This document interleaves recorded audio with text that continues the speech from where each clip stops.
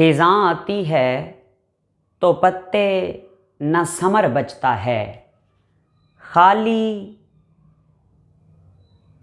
झोली लिए वीरान शजर बचता है। नुक्ताची दिन रात शौक़ से मेरे ऐब निकाल, क्योंकि जब ऐब निकल जाएं तो हुनर बचता है। और इश्क वो इल्म रियाज़ी है कि जिसमें फ़ारस दो में से जब एक निकालें तो सिफ़र बचता है। वाह वाह वाह वाह रहमान फ़ारस का मैंने आपको शेर सुनाया। बिस्मिल्लाहिर्रहमानिर्रहीम। आज के हमारे टॉपिक का नाम है Millikan's oil drop method. Millikan's oil drop method यानी मिलीकान के तेल के कतरे का तरीका। और दूसरा इस टॉपिक का नाम क्या है? Determination of charge on electron. इससे पहले हमने जो टॉपिक डिस्कस किया वो था सिर्फ charge on electron, sorry E/m value of electron, charge to mass ratio. मगर ये क्या है मेरे बच्चे? ये है सिर्फ इलेक्ट्रॉन के ऊपर चार्ज। तो मिलीकान ऑयल ड्रॉप मेथड को स्टडी करते हैं। एक साइंटिस्ट था, उसने 1909 में मिलीकान नामी साइंटिस्ट ने चार्ज ऑन इलेक्ट्रॉन को डिस्कवर किया, जिस मेथड से अपने नाम पर उसने उसका नाम रखा मिलीकान ऑयल ड्रॉप मेथड। आइए शुरू करते हैं। ये आपके सामने ब्लू कलर से बना हुआ है, दिस इज मेटेलिक चैम्बर। ये क्या है? ये किसी मेटल का बना हुआ चैम्बर है, मेटेलिक चैम्बर, ठीक है। और एक बात सुने, जैसे फ्रिज नहीं होती, मैं इस तरह से अगर बना दूं, ये लें, ये समझने के लिए, ये जैसे फ्रिज होती है वैसे ही ये होता है मेटेलिक चैम्बर, ठीक है। तो मेटल का बना हुआ एक चैम्बर है और इसके अंदर ना दो प्लेटें हैं, एक ये प्लेट है, एक ये प्लेट है। नीचे वाली प्लेट को बैटरी के नेगेटिव टर्मिनल से जोड़ा है और इस प्लेट का नाम A रखा है और इस पर नेगेटिव चार्ज होगा जब हम बैटरी चलाएंगे। और ऊपर वाली प्लेट को हमने बैटरी के पॉजिटिव टर्मिनल से जोड़ा है और उसका नाम A' रखा है। और इधर से एक माइक्रोस्कोप लगा हुआ है, माइक्रोस्कोप, और इधर से एक खूबसूरत महिला यानी खातून अंदर यूं झांक रही हैं, ऐसे देख रही हैं, तुझे देखा तो ये जाना सनम। खैर, तो ये एक खातून है जो माइक्रोस्कोप के ज़रिए अंदर झांक रही हैं कि अंदर क्या क्या हो रहा है। तो मेरे बच्चे आइए आगे चलते हैं। ऊपर वाली प्लेट पर एक सुराख है, एक होल है। ये क्या बला है? ये है एटोमाइज़र। इसको क्या कहते हैं? एटोमाइज़र। एटोमाइज़र। एटोमाइज़र में क्या होता है? ये इसके इस बॉटम में ऑयल होता है। बच्चे क्या होता है? ऑयल। कौन सा ऑयल होता है? मुझे क्या पता, कोई ना कोई ऑयल तो ज़रूर होता होगा। इसके अंदर ऑयल होता है और ये इसका पंप करने वाला पार्ट है। जब इसको पंप करते हैं तो ऑयल ऊपर उठता है और ऑयल इस आगे बारीक सुराख से, नोज़ल से निकलता है और ऑयल के छोटे छोटे कतरे निकलते हैं, इसमें से ऑयल के ड्रॉप निकलते हैं जिनको ऑयल ड्रॉप कहते हैं। बात को रोक लेते हैं। इस चैम्बर के अंदर क्या है? इस चैम्बर के अंदर कोई एयर है या फिर कोई गैस है या फिर कोई वेपर है और हमने वैक्यूम पंप के ज़रिए इसका प्रेशर भी कम किया हुआ है चैम्बर के अंदर एयर का, जैसे हमने कैथोड रेज़ की डिस्कवरी में प्रेशर कम किया था। अच्छा, अब क्या होता है? अब ये होता है कि एक ऑयल का जो ड्रॉप है वो इस सुराख को पार कर रहा है। हम एक ड्रॉप को स्टडी करेंगे और हम उसको आपके सामने ये दिखा रहे हैं। ये ऑयल का ड्रॉप है, मैं आपके सामने लिख देता हूँ, this is the drop of oil. अब ये ऑयल का ड्रॉप नीचे की जानिब मूव कर रहा है, नीचे आ रहा है। क्यों आ रहा है? क्योंकि इसका अपना वेट है। तो जिस वेलोसिटी से ये नीचे आ रहा है उसे हम कहते हैं V1। V1 velocity, the velocity or speed of drop of oil by which it is moving downward, that is directly proportional to mg. mg क्या है? weight of droplet, ठीक है, ऑयल के कतरे का वज़न। जितना ज़्यादा वेट होगा उतना ज़्यादा तेज़ी से, वेलोसिटी से, स्पीड से ये नीचे आएगा ऑयल ड्रॉप। तो m is the mass of droplet, g is the gravitational acceleration 9.8, उसकी वैल्यू होती है आप जानते हैं। आप इसको इक्वेशन नंबर 1 का नाम दे दें। उसके बाद क्या होगा? उसके बाद आपने क्या करना है? आपने ये बात पढ़ी हुई है कि मैंने अभी बताया कि इस चैम्बर के अंदर कोई ना कोई गैस फिल है। हाँ बिल्कुल है। आपने इस गैस के अंदर ना, इस चैम्बर के अंदर ना एक्स रेज डालनी है। क्या डालनी है? X rays. ये एक्स रेज क्या करेंगी? ये जाएंगी और इस गैस के एटम्स को आयोनाइज करेंगी।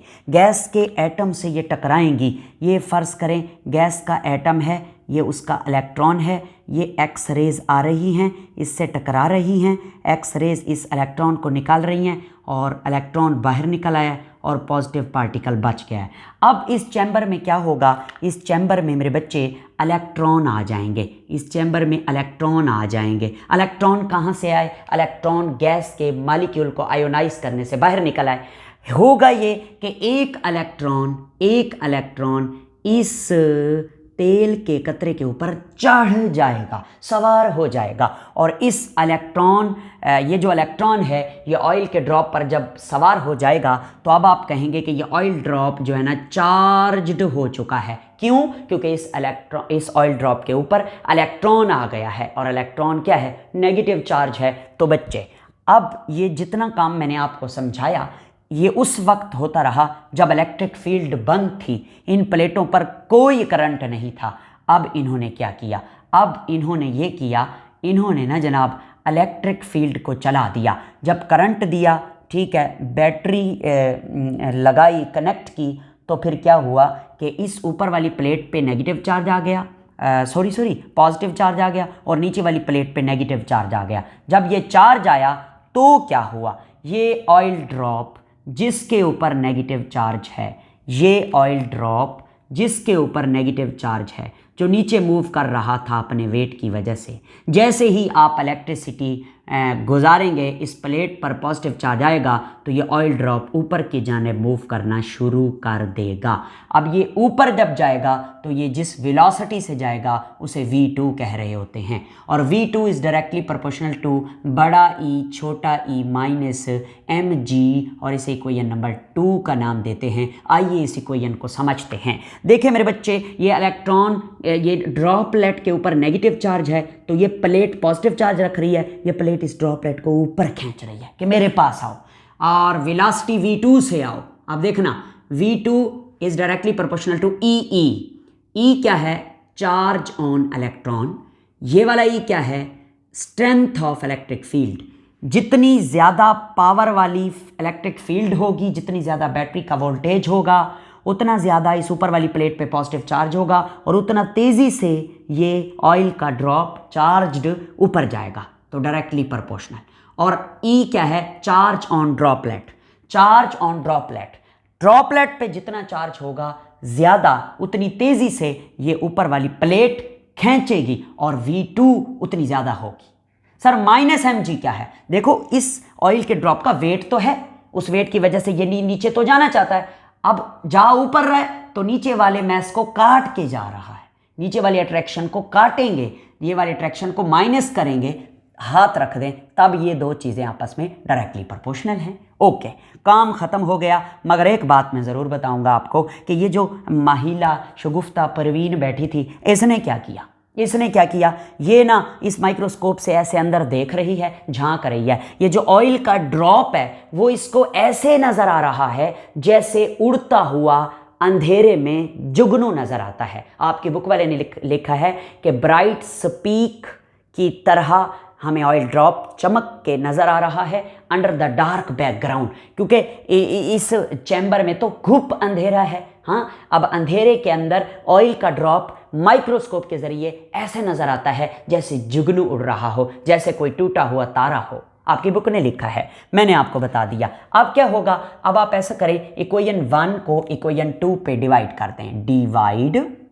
डिवाइड इक्वेशन 1 बाय इक्वेशन 2, तो क्या होगा? आपके सामने v1 ओवर v2। प्रोपोर्शनैलिटी ख़त्म कर दें, बराबर लगा दें, कांस्टेंट लगा दें, कांस्टेंट से कट जाएंगे, इधर इक्वल का साइन आएगा, ये mg divided by E minus mg, ये हमारे पास इक्वेशन आ जाएगी। अब इस इक्वेशन में कौन कौन सी चीजें हैं जरा समझते हैं। v1 is the velocity of droplet when it was moving downward and v2 is the velocity of droplet when it is moving upward. ये वेलोसिटी हम कैसे फाइंड आउट करेंगे? इन दो वेलोसिटियों का हमें पता चलेगा by the help of microscope. Microscope की हेल्प से ये अंदाजा लगाते हैं कि किस वेलोसिटी से इलेक्ट्रॉन नीचे ड्रॉपलेट नीचे आ रहा है और किस वेलोसिटी से ऊपर जा रहा है। तो मशीनें वगैरह एडजस्ट होती हैं। तो और ये m क्या है? ये मैस ऑफ ड्रॉपलेट है। ये वाला भी g ग्रेविटेशनल एक्सेलरेशन है, e strength of electric field है। जिस स्ट्रेंथ की इलेक्ट्रिक फील्ड हमने दी हुई होगी वही e की वैल्यू होगी और वो हम जानते होंगे। और हमने मालूम क्या करना है? e क्या है? Charge on droplet. और ड्रॉपलेट पे कौन है? इलेक्ट्रॉन। और इलेक्ट्रॉन का क्या मालूम करना है? चार्ज। तो फिर इस E की वैल्यू फाइंड आउट करनी है। सब चीज़ों को ऊपर नीचे करेंगे, E की वैल्यू निकालेंगे और आप तमाम इक्वेशन में सब की वैल्यूज पुट करेंगे, हमारे पास चार्ज की वैल्यू आ जाएगी। सर मैस कैसे फाइंड आउट करेंगे ड्रॉपलेट का? तो बेसिकली वो क्या करते हैं कि इलेक्ट्रिक फील्ड को और नीचे वाली ग्रेविटी को बराबर करते हैं इस तरह से कि नीचे भी खिंचाओ ऊपर भी खिंचाओ, जब बराबर होता है तो ऑयल का ड्रॉप दरमियान में मुअल्लिक हो जाता है, ठहर जाता है। अंदर से मशीन कोई निकलती है, यूं जाकर नीचे उसका वेट कर लेती है मैस ऑफ ड्रॉपलेट का। मैं ऐसे समझाता हूँ बच्चों को। तो वेट निकल आएगा, मैस निकल आएगा और E की वैल्यू निकालेंगे सब की वैल्यू डालकर। इस बंदे ने जो चार्ज ऑन इलेक्ट्रॉन निकाला वो क्या था? वो था, उसकी वैल्यू थी 1.59 इंटू 10 की पावर -19 कूलम्ब। ये उसने वैल्यू निकाली किसकी? चार्ज की। आजकल जो इलेक्ट्रॉन के चार्ज की वैल्यू है वो 1.6022 इंटू 10 की पावर -19 कूलम्ब। तो ऊपर और नीचे वाली में क्या फ़र्क है? कोई भी फ़र्क नहीं है। ये देखो 9 को राउंड ऑफ करें 5 के साथ तो 1.6 नहीं हो जाएगा, 1.6 नहीं हो जाएगा, बाकी तो वैल्यू सेम है। तो इसका मतलब ये हुआ कि जो मिलिकॉन था उसने इलेक्ट्रॉन के ऊपर जो चार्ज है, एक इलेक्ट्रॉन के ऊपर चार्ज, वो फाइंड आउट कर लिया। ये एक ओनली 1 इलेक्ट्रॉन पर चार्ज है। और मेरी बात सुने, दुनिया का सबसे छोटा नेगेटिव चार्ज इलेक्ट्रॉन का चार्ज है। The world smallest charge which is negative charge is very smallest charge. ठीक है, ओके। तो उसके बाद वो कहता है कि ये ऑयल का जो ड्रॉप है ना, इसने एक इलेक्ट्रॉन अपने ऊपर सवार किया है, एक इलेक्ट्रॉन इसके ऊपर चढ़ा है। अगर 2 सवार हो जाएं, 3 सवार हो जाएं, 4 सवार हो जाएं तो चार्ज की वैल्यू चेंज होगी। जाहिर है 2 इलेक्ट्रॉन का चार्ज वो तो नहीं होगा जो एक इलेक्ट्रॉन पर चार्ज है, 3 इलेक्ट्रॉन का चार्ज वो तो नहीं होगा जो एक इलेक्ट्रॉन पर चार्ज है। इसीलिए जैसे जैसे इलेक्ट्रॉन ज़्यादा आते जाएंगे ड्रॉपलेट पे, उनका चार्ज भी चेंज होता जाएगा। ठीक है, ये था मिलिकॉन ऑयल ड्रॉप मेथड। इसी के साथ एक छोटा सा शॉर्ट क्वेश्चन है, मैस ऑफ इलेक्ट्रॉन। इलेक्ट्रॉन का मैस फाइंड आउट करना है। इलेक्ट्रॉन का चार्ज तो फाइंड आउट कर लिया, अब इलेक्ट्रॉन का मैस फाइंड आउट करना है। कैसे फाइंड आउट करें? मैं इधर लिखूंगा। देखें E/m की वैल्यू क्या है, हमने पढ़ी थी पिछले आर्टिकल में 1.7588 इंटू 10 की पावर 11 कूलम पर किलोग्राम, है ना ऐसे? ठीक है, ये आपके सामने मौजूद है। अब E की वैल्यू क्या निकली है? E की वैल्यू ये निकली है। इस वैल्यू को इस E वाली जगह पे पुट कर दें। ये आंसर होगा 1.6022 मल्टीप्लाई बाय 10 की power -19 coulomb divided by m which is the mass is equal to ये वाली वैल्यू 1.7588 इंटू 10 की पावर 11 कूलम पर किलोग्राम। अच्छा, मैं इस m को इधर ले जाऊं, इस वैल्यू को नीचे ले आऊं, ऐसा कर सकता हूं ना? बोलो बोलो, कर सकता हूं? यस सर, कर सकते हैं। तो क्या होगा आपके सामने, मैं m को इधर ले जाऊं तो मतलब m ना साइड पे हो गया और हमारे पास इक्वेशन आई 1.6022 इंटू 10 की पावर -19 कूलम डिवाइडेड बाय ये वाली वैल्यू, हाँ जी ये वाली वैल्यू है 1.7588 इंटू 10 की पावर 11 कूलम पर किलोग्राम। ठीक है, कूलम तो कूलम से कट गया। आगे क्या हुआ? आगे आप देखें, इस वैल्यू को इस वैल्यू से डिवाइड किया तो आंसर निकला 0.91095 इंटू 10 की पावर, ये है -19। ठीक है, ये जब 11 ऊपर जाएगा तो ये भी माइनस का हो जाएगा, ये जो पर किलोग्राम ऊपर जाएगा तो ये किलोग्राम हो जाएगा। अब 19 और 11 नफ़ी नफ़ी जमा, ये ज़र्ब में ताकतें जमा होती हैं, तो ये 19 और 11 कितना हो जाएगा, ये हो जाएगा 30। m mass of electron is equal to 0.91095 into 10 की पावर -30 किलोग्राम। अगर मैं इस पॉइंट को 0.9 और 1 के दरमियान लिख दूँ तो ये वैल्यू बन जाएगी 9.1095 इंटू 10 की पावर -31। जब पॉइंट को मूव कराएंगे ना राइट साइड पे तो माइनस में वैल्यू बढ़ जाती है, -31 kilogram. This is the mass of 1 electron. इस तरीके से हम इलेक्ट्रॉन का मैस फाइंड आउट करते हैं। अगली बात सुने, इसी टॉपिक के आखिर में ना टेबल बनी हुई है एक, उस टेबल में इलेक्ट्रॉन का, प्रोटॉन का, न्यूट्रॉन का चार्ज भी बताया गया है, मैस भी बताया गया है, AMU में भी, किलोग्राम में भी। This was about today topic. Thank you very much. अल्लाह हाफिज़।